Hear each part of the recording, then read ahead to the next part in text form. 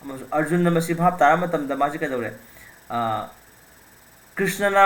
लान थेनानगे न खल्ली बसे कुरुक्षेत्र लान से भगवान श्री कृष्ण की अपाम मतुन तौरिबनी अमसुंग मसीदा भगवान ना फत्तबा मियोय सिंगसे महन करगे हदना फिरे अम लेपक तौरपन है खंगबदगिदी अर्जुन जुजु कदौरे महाकना थादखिबा सेकेंड चैप्टर महाकना थमखा लेमाय थादखरबा नसाई मागी लिरुंग तेंदो हौजिक माना पाखला ममांग पनगिबनी को हौजिक धृतराष्ट्र हरावे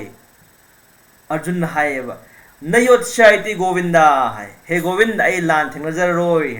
खुलाई थादोखरे लान थेंगजर माजे लेपम बदगी लेपंग अदमा फमधगरब अर्जुन से अदुगा न वखा छुथरगा ममित मपी चदुम तारे हरगा मासे लेपंगम दंगे फमधगरे भगवान श्री कृष्ण मनाक्सिदा सेकेंड चैप्टर के फर्स्ट लोग तो यावबदो करी अश्रुपूर्ण कुलेक्षणम तौदो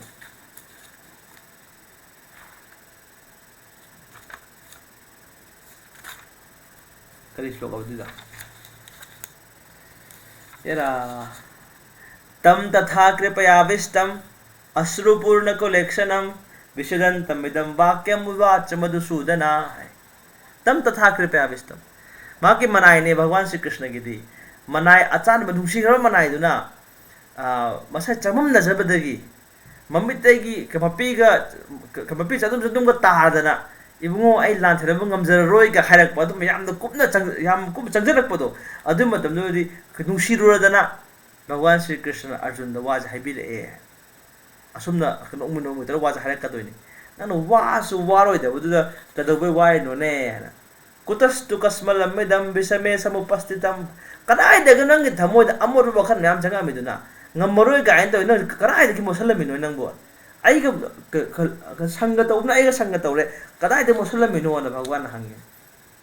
asigum se nang wonda chuna de adum ason modo adum thado mo hai ai masi haiba de ai kamai lan to gani bhisma dronda kamai khulai tha gani ai sijagim na phare khulai pai da bida dhritarashtra ki macha sin de mokut khulai pai haraga मसे आइबु खतोक सिखबने फरे का HYBE अजिगो बा ताब आई लान थेंगा जरोइन ताब सेदा धृतराष्ट्र से याम नुंगाइरमगनी हाय अदुबु संजोय जु खंगे माना नंगना अदुमाइना हरावरिदो cam कानरोइदो can मा अर्जुन जंगजरी से जगत की अतोइब गुरु ने मंगोन हेना वाम गुरु नैत्रबनी जगत पुमसी गुरु ओइबिदिबा भगवान श्री कृष्ण जंगजरे मन कह कार्पण्य दोषो पहता स्वभाव पृछा में ताम धर्म सम्मूढ़ चेता आई खंजद्रे शिष्यस्ते हम साधि माम ताम प्रपन्नम आई ना शिष्य ओरबनी आई लमजिंग बियू न हाइरबनिना कृष्ण लमजिंग आनी अर्जुन जी छात्र अफबनेबा मति चाब छात्र नेबा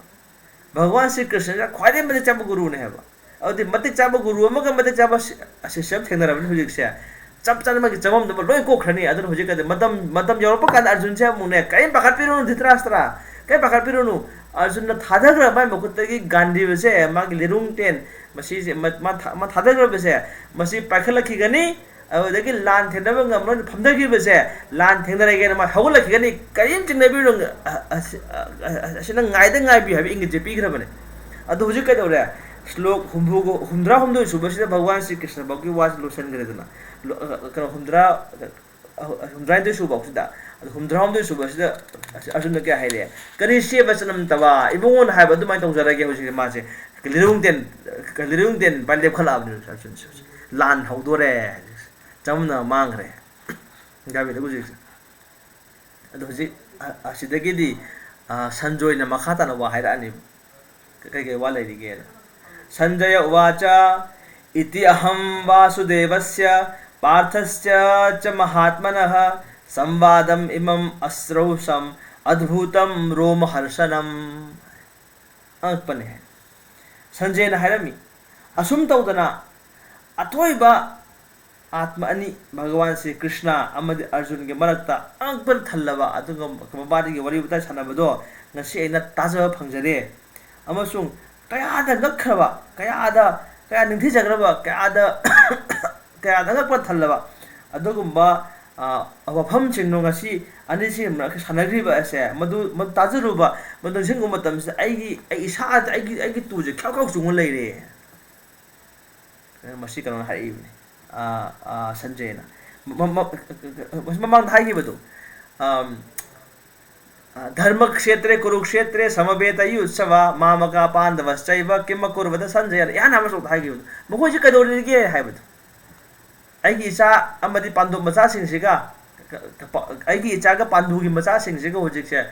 लानफम द मखोइ करि करि तौरिगे हाइ मफम द प्रोपन हाइगिबने लानफम द लान तौइ लाबदु कइ तौरिगे न हंगिसे अदु हंगम थोपा लान तौदो लोरे लान तौदो रबनि कदौरिगे न हंगिदु कदौइ नो हाइदि लान लेफनिंदे हाइ धृतराष्ट्र लान तोहनिए लान तौगनि ने अम नंग न जागा लोइमक तुमै सिदोइने हाइ हाइसे हाइ कन मदु बला आइ बिसिदा अदुना हुजि ला कृष्ण ग अर्जुन लेमिने मतम सिदि सुग्रो होदना माइ पापस लेरगनि हाइबसे मदि सोइद्रे हाइबसे नसिगी सानग्रि वफम सिंग असे नसाइ वरि हानग्रि बा असे व्यासदेव उब फंगी ता फंगी कमाइना मागे गुरु व्यासदेव की संजोय उ फंगी करिनो मागे गुरु व्यासदेव ना कृपा तौबदन मासंगम बनी है अदन मसिगी वफम सिंग असे ममांग द अमुक तबक थोखिद्रिबा अदु थौदोकने है कृष्ण ग अर्जुन ग वै सानरिबसे तुंग थोरोय अंग बथलबनी मसिगी साइदना अमदि मसि करिनो भगवान श्री कृष्ण मसामंगनी भगवान श्री कृष्ण इबुंगो मसामंगना महाके मफमदा महाके मरमदा जीवात्मा सिंग हाइबिदिबने मफमसे अर्जुन के मफमदा हाइबिबने अदुना अर्जुन की खुदुंग इंदुना खो चटप तारगदी अमसु भगवान श्री कृष्ण भाव तार होनो जब तारगदी अखोई पुंसी असिसु याम नुंगाई पुंसी से अखोई पुंगनी मका लांबा अमसु माय पाक हाइबत उगदौरिबनी है संजय ने मसि भाव ताजरमी अमसु मसि खंजरतुना माना कदौरे धृतराष्ट्र के वफम नंगसी वा तंजरमी बने हाइदन अदु हुजि मा हायकदोरि बिसे अर्जुन लैरबा कृष्ण लैरबा माय पाप सोय लैरगनी है वा लाक्तोरि हाइदन व्यास प्रसादात् श्रुतवान एतद् गुह्यम अहम परम योगम योगेश्वरात् कृष्णात् साक्षात् कथयत स्वयं व्यासदेव कृपादगी ngasi ख्वाइदगे थुपदगे थुपलबा योग सिद्धि पुनमकी मबुंगु ओइरिबा भगवान श्री कृष्ण अमसुंग महाकी मनाई अर्जुन दा महाक मसामंग वरि साबिरमिबदो अदु हक्थेंगना आई थाजबंगम झाउरे सि व्यासदेव कृपादगी है संजोय गुरु ने व्यासदेव से कोई मांग पंजगरे को अदु मसदेसिदा गुरु अमनाइ जबा हाइबसे मसे क्या मरु ओइबगे हाइबसे अखोइना भगवत गीता जी भाव ताजगे भगवान श्री कृष्ण भाव ताजगे हाइबा तारबोइदी गुरु अमे मखा लैरगा हाइबा गीता ज्ञान से महाकी मचिंदगी अखोइना ताजब दरकार ओइ हाइबसे असि मतांगदसु अखोइना योगी सिंगे मरक खा थोइबने हाइबाजी भक्त सिंगजु हाइद्रदन भगवान श्री कृष्ण सिना योगेश्वरनी हाइबसिसु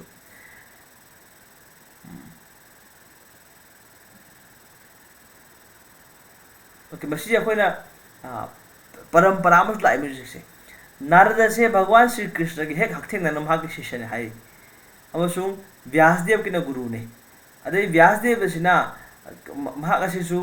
अर्जुन सिना भगवान श्री कृष्ण के डायरेक्ट ताजरे हारगा संप्रदाय अम लाइ बसे मसी गन गुरु शिष्य के लाइन से तो मसी बुने मसी ख्वाइ मरु ओइ लाकदोरि बसे अदना कना गुमामना हाइबा संप्रदाय अमदा लाक्तबा तारगे संप्रदाय मरि ले ब्रह्म संप्रदाय अखोइ लेबसे चैतन्य महाप्रभु लाइबसना मसे ब्रह्म संप्रदाय कवि भगवान श्री कृष्ण लेबे लेबेसु रामानुजाचार्य श्री संप्रदाय हाइरे अदगी अरुद्र संप्रदाय अदगी कुमार संप्रदाय मखोइ लेदोरि बने अदर संप्रदाय अमदा यावगदि लाक्ते यादबा कोन कृष्ण ईश्वर मसे खंगे हाइबा तारगदि भगवान श्री कृष्णना भगवत गीता सिदा योग मखल अहुम मसे हाइबिदे कर्म योगा ज्ञान योगा अमसुंग भक्ति योगा हाइदना मसे पुनमक्सिगी अथोय मबुंगोदि भगवान श्री कृष्ण कर्म गिसु ज्ञान गिसु भक्ति गिसु अदो मतांगसे अखोइना खंजगदबदि अर्जुन सिदा हक्थेंगना भगवान श्री कृष्ण की मचिनमक्तगी हाइबा गीता से ताजब फंगदरिबा से अर्जुन सिमुक मराय खबजि काय लेगेदगी संजय नसु अमुक व्यासदेव कृपादगी महाग अदुसु कृष्ण के वफम सिंह अदु मान डायरेक्टली ताजबसु माना कमाना फंगजरे अदुना मसे अखोइना भगवान श्री कृष्ण की वफम दगी ताजबसिगा कृष्ण की मरमदा असेंग गुरु असेंग भक्त सिंह हाबिबदो अनिसि केमदा खेनदे हाबसे चप मानदरी बने सी खंगजन दरकार होई 76 राजन संसृत्य संवादम इमम अद्भुतम केशवार्जुनयो पुण्यम हृष्यामि च मुहुर्मुहु हे महाराज हन्ना हन्ना अदुम आंकप्र थल्लबा अमदि ख्वाइदगी सेंग अमा लूबदगी लूरबा कृष्ण अमसुंग अर्जुन अनी की मरग सानगे वफम सिंह अदो हन्ना हन्ना आई निंगजरी है अमसुंग मदुदा अहाकसे अइना ताजख्रे वफम सिंह अदो अदु मिकुप सिंह अदो अदु मिकुप खुदिंग अइना मदुदा वखल से याम नुंगाइजबदो हन्ना हन्ना आई फौजरी है मा इबुंगो सानगे वारी सिंगजरगा आय अमुतंग ताजख्रब तारगदी भगवान श्री कृष्ण अर्जुन वारी से अखोना कावबो ngamloi अदु मसिनी आध्यात्मिक पुंसी की ख्वाइदगी हेन थाक वांग हाइबसे कनागुममना भगवान श्री कृष्ण के वफम सिंह से भगवत गीता सिबु चप चाना अखोइना मतिक चाबा जगह मतिक चाबा मफम दे अखोइना ताजा फंगनबदी कृष्ण भक्ति चप चाबा महै अखोइना फंगम ngамगदोरिबनी है अमदि मसिगी भाग फंगजेब नुंगाइजबसे ngaktam phanga to khidobrote biku khudingi phangdorin su su kham kan tumam bayam haibada diman tawdan text number 77 तच्चा संसृत्य रूपम अति अद्भुतम हरे विस्मयो मे महान राजन हृष्यामि च पुनः पुनः हे महाराज अहाकना इबुंगो भगवान श्री कृष्ण की आंकप्र थल्लब रूप अदो हन्ना हन्ना निंसिंग जेमतम अदो अहाकसे आई ngakpase बिकुप खुदि हेंगलई अमसुंग अहाकना मदुगी रूप निंसिंग जबदुदा हन आई नुंगाइजबसे हन्ना हन्ना निंसिंग जरगा हन्ना हन्ना मदुगी आइगो रस्तो फंगजरी आइगो नुंगाइजबदो फंगजरी अंकपत हनगरे अर्जुन विश्वरूप उबगम जखिबदो अदुमाइन तौदना संजय सु व्यासदेव कृपादगी अर्जुन द उहनबिके विश्वरूप तो महाकसु उ फंगजरमी हाइबसिने ममांग द असिगुम रूप से अमुदला कनाम तो उहनगिद्री हाइबसिमसु कमदि वादुम लई है मियोय कया के आमा अपुना मज हाइजगी विश्वरूप उजम तमसिदा भगवान श्री कृष्ण उल्लिबसे अर्जुन दर उठपिरे अतै कना कना अथोय मियोय सिंह खरज उबदि फंगे है कमदु मरक्तुदा व्यासदेव सु अमनी मा अथोय भक्त ओइबनिना अदुना व्यासदेव नाम मसि वहम मसिगी विद्या असे महा की शिष्य संजय ताकपिरमी अद महाना चप चाना भगवान श्री कृष्ण के रूप मान सिंह जबगम जरी मबिनी हौजिक भगवत गीता की इरोय लोइब श्लोक लाए अमता हामिनसे म्याम पुलमसे यत्र योगेश्वर कृष्णो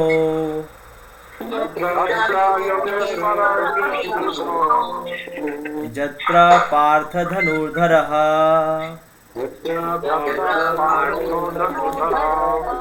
तत्र Shri विजयो भूतिर्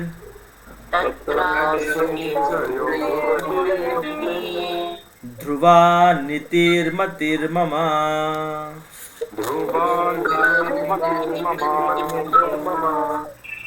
Wherever there is Krishna, the master of all mystics, and wherever there is Arjuna, the supreme archer, there will also certainly be opulence, victory, extraordinary power and morality. That is my opinion. Karigumba mafam amada Bhagavan Sri Krishna leibiraba Jog Siddhi Punamaki Mabungu Oiba Bhagavan Sri Krishna leibiraba amasung Arjun mafam duda khwadi athoiba ten kapada khwadi athoiba oiba Arjun se mahak leiraba सायबदी Arjun लेरे अदे कृष्ण लेरे इमाना ने मुखिम तमी तो बियोबा recording तौरी अथा जन मेरा बन तमी तोक्सुल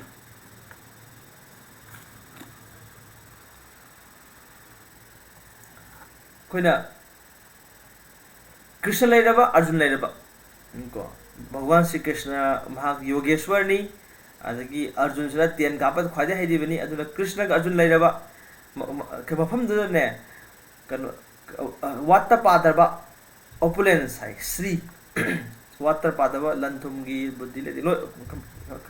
masi punam mas water padaba mai pak pa victory akpa thalaba dum shakti extraordinary power amasung morality kamasi akona dharma kano si dharma su lei ba haibase adu su soidrabani masi ai gi motni morality haibad adu bhagwan Shri Krishna लेबिरब Arjun लेबिरब तागदे सुगोय सोदना मफम Lakshmi सु लेरगनी धर्म की अचेत फिरेफ लेरगनी अदे ख्वाइ वाम शक्ति हाइरे अर्जुन की फिराल दुदा हनुमान तोंगी हाइकिबदु अद हनुमान दे हेन शक्ति दि काय लौरने अदुम हाइदि भक्त मरक्ता अद हनुमान सु लेबिरे भगवान श्री कृष्ण लेरबनिना कृष्ण लेहमदा सुगोय सोदना इमा लक्ष्मी लेगनी अदु तागदि लक्ष्मी सु लेरे अदगी कनो यावरे हनुमान से यावरे अदगी जगत के मबुंग भगवान श्री कृष्ण मसामुख से यावरे अदुई मथक्ता हनुमान सु वैष्णव ने वैष्णव के चरोन मखादने अर्जुन लेरिबसे अदो तागदे अर्जुन गेदी माइकै लोइनमक्तगी अफबगी अफबगा तंगाइ अमसु महाग तोंगेबा रथ महाग के तोंगब दोलाय सिसु अग्निदेव न पीबनी कनामता थुगाइबा ngamद्रबा दुगुम्बा अदुगुम्बनी अदो ता अमसु माना पाइबा लिरुंग कबसि गांधीबनी हाइरे मैमसिना ममांग की अनिसुबा अध्याय थेनग्रबनी अर्जुन लांद माइ पाक पाइबसिबा सोइद्रे सुसोसे माइ पागदबनी अदु वास अमु हजले बिसिदा अर्जुन लेरे अदु तागदी माइ पाक पा वात पादरबा अंक पथलबम शक्ति अमदी धर्म लैबा हाइबत अदुम सोइद्रबनी हाइ भगवान श्री कृष्ण से हाइसी भगवत गीता से कैदे हौग्रे ngасai kanogi धृतराष्ट्र की वहांग दे हौगी कनान हम दुनो हाइ बतांग सिदा अदगी इरो लेबो स्टॉक से के हाइरे अर्जुन लेरबा कृष्ण लेरबा माइ पाकपदि मोइगो ओइग्रे हाइ थाइबदि लान दो मोइना ngमनी हाइबसिमा ngасai कनो सिना संजय ना हाइबि खबने सुगो होइदना माइ पागनी हाइबसे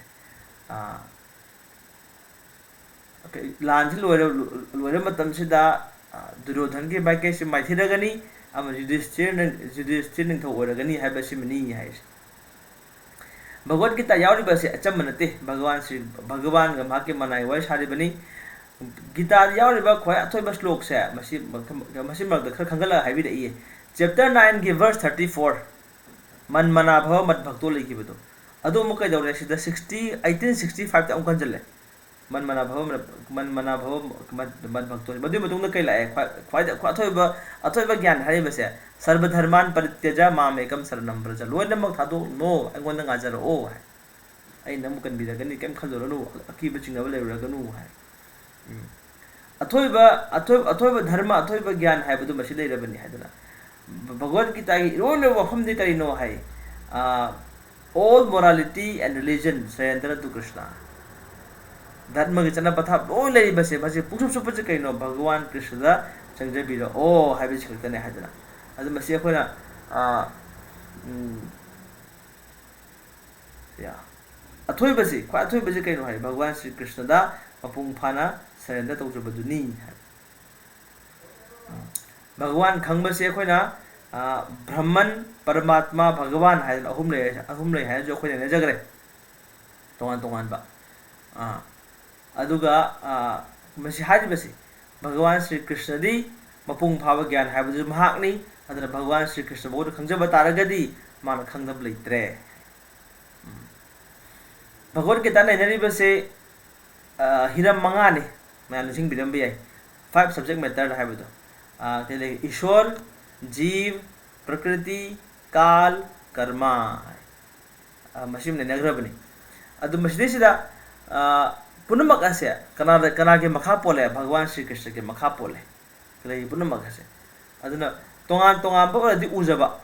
अदु हाये पुनमक पोलम लेरि पुनमक से थंगै सेंबदि भगवान श्री कृष्ण के लापंगा दनी अद भगवान श्री कृष्ण दि खेनदे हाइबसे अदुना मतांग असिदा चैतन्य महाप्रभु फिलोसफी से अचिंत्य भेद अभेद तत्व है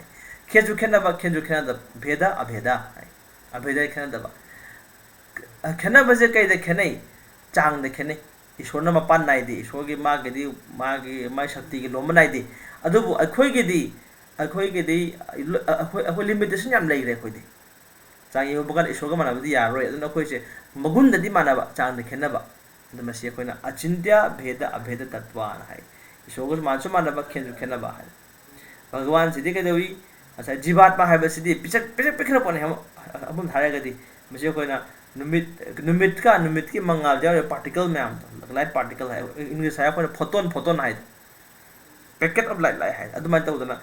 भगवान श्री कृष्ण नुमित ओरे नुमित की मंगाल से ngसाय की जीवात्मा मैम से ngसाय नुमित की मंगाल यारिबा एनर्जी पैकेट तुगुमने हाइबिरी भगवान श्री कृष्ण